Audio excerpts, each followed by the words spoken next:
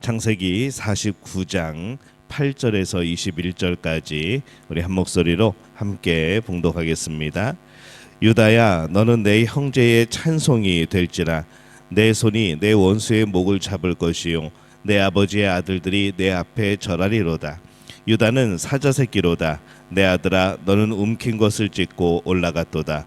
그가 엎드리고 웅크림이 숫사자 같고 암사자 같으니 누가 그를 범할 수 있으랴.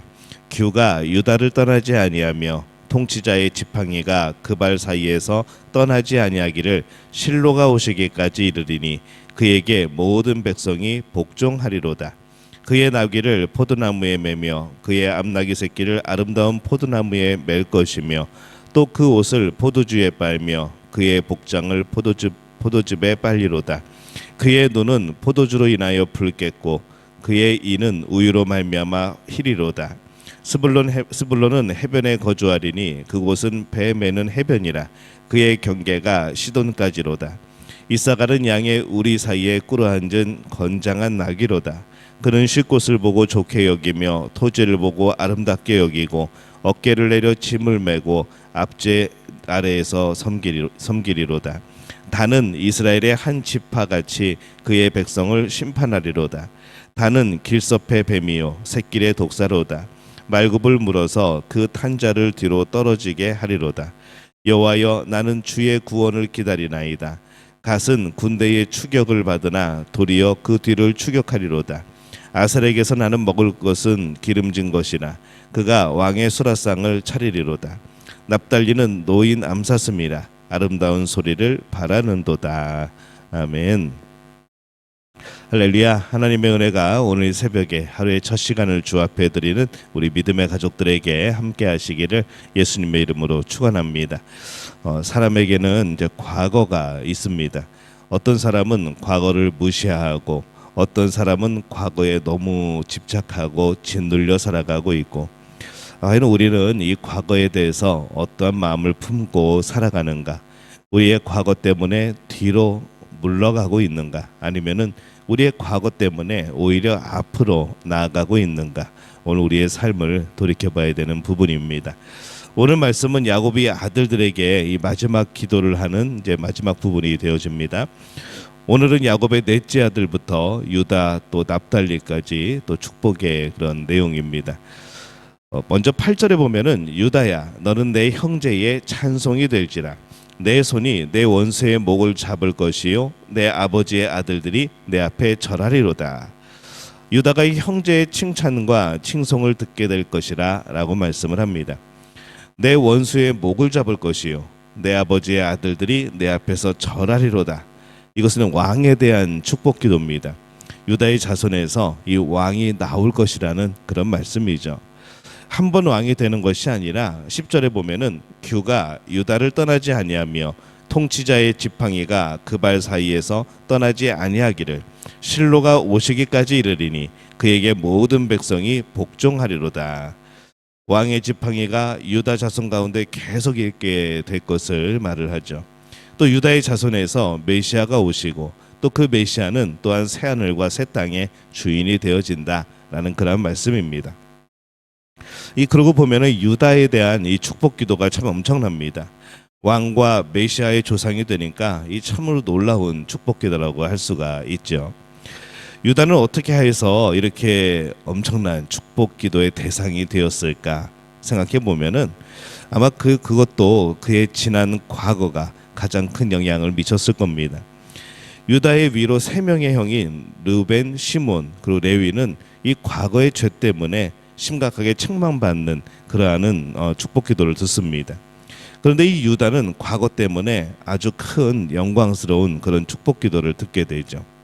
근데 생각해 보면은 이 유다도 본래 요셉을 팔았던 죄인입니다.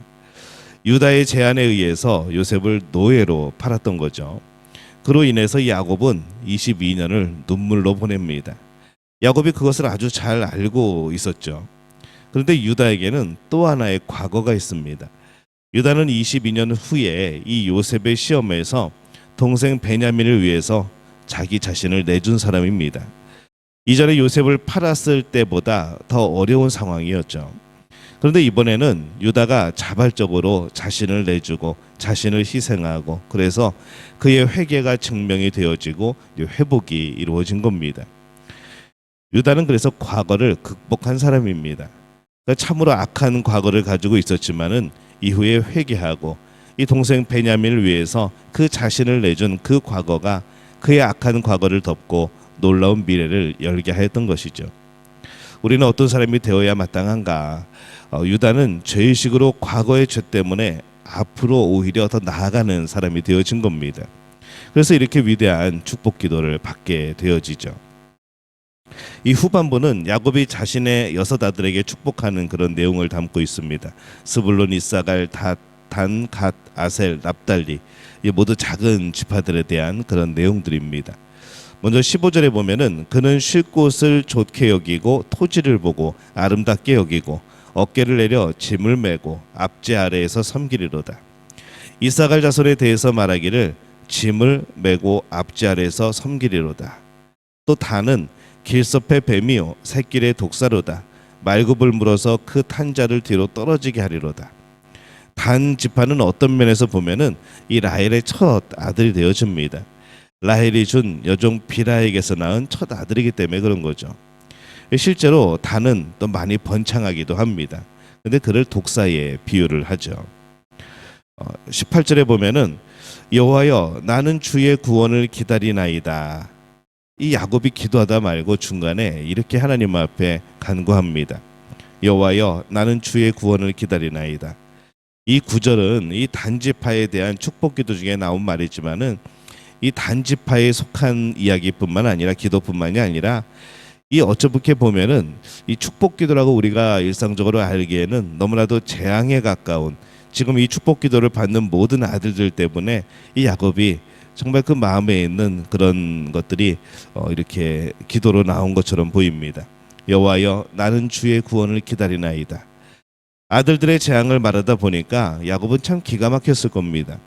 이것을 마지막 축복 기도로 하고 있는 것이 너무 안타깝고 아프기도 했던 것이죠. 그래서 이 자식들을 향하던 축복 기도를 갑자기 1인칭으로 바꿉니다. 그리고 하나님 앞에서 그 자신의 마음을 고백을 합니다. 여호와여 나는 주의 구원을 기다립니다. 축복기도 전체에서 여호와 이름을 부르는 것이 이렇게 나옵니다.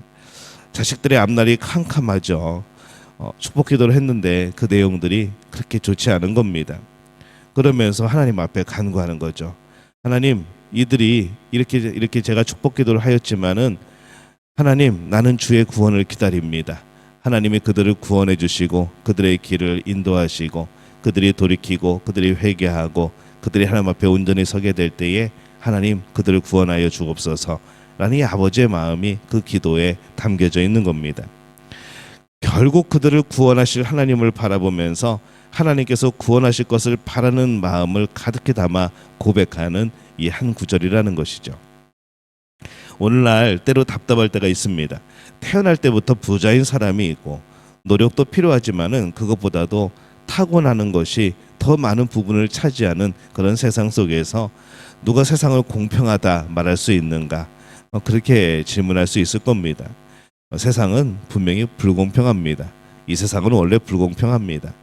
근데 그 불공평함 속에서 우리를 공평하게 하실 수 있는 분이 바로 하나님이시라는 거죠. 우리는 이 공평의 방법도 어떻게 공평해야 되는지도 모릅니다. 그러나 이 공평하신 하나님께서 공평하게 하실 것이기 때문에 우리는 하나님을 바라보는 것이죠. 우리가 할 수 있는 것은 세상에 대한 불만이 아니라 오히려 감사하는 겁니다.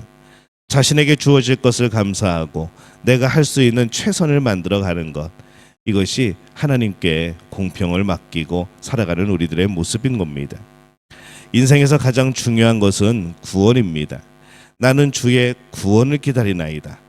이 구원은 히브리어로 예수아라는 단어를 씁니다. 우리의 구원을 위해서 이 땅에 오신 예수님의 이름이 히브리어로 예수아입니다. 발음이 같죠. 예수님은 모든 사람에게 주신 하나님의 가장 위대한 선물이 되어집니다. 예수님의 대속으로 주어진 구원은 세상에서 가장 큰 선물인 거죠.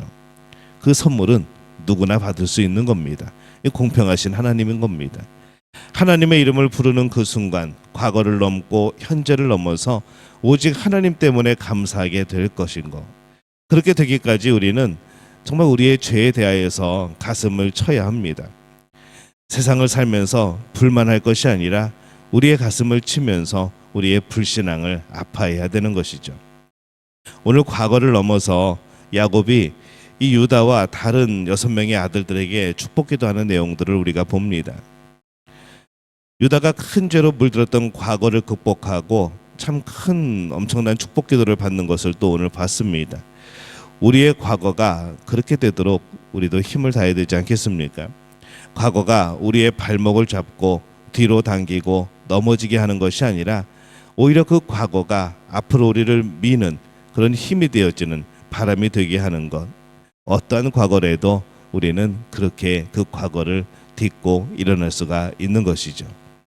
아들들 중에 재앙에 가까운 축복 기도를 듣는 이들도 있음을 봅니다. 그들을 생각하면서 야곱이 말하죠. 여호와여, 나는 주의 구원을 기다리나이다. 그의 깊은 기도의 마음 우리가 이해할 수 있을 겁니다. 그러할지라도 우리가 주의 구원을 기다리는 사람이라면 우리도 참으로 큰 복된 사람이라는 것이죠. 그들에게 축복 기도하면서 여러 가지 안타까운 내용들이 있지만은 그럼에도 불구하고 우리가 주의 구원을 기다릴 수 있다면, 그 구원을 바라보는 사람이라면 우리는 복된 사람이라는 것이죠. 힘들다고 어렵다고 불만할 것이 아니라 하나님의 섭리를 믿고 하나님의 구원을 간절히 기다리는 사람이 되어야 하는 겁니다. 세상의 모든 일이 불만스러워도 예수님의 사랑, 그 구원이 감격스러워 늘 감사하게 되어지고 늘 그 감사함이 기쁨이 되어지는 우리 믿음의 가족들이 되어지시기를 예수님의 이름으로 축원합니다.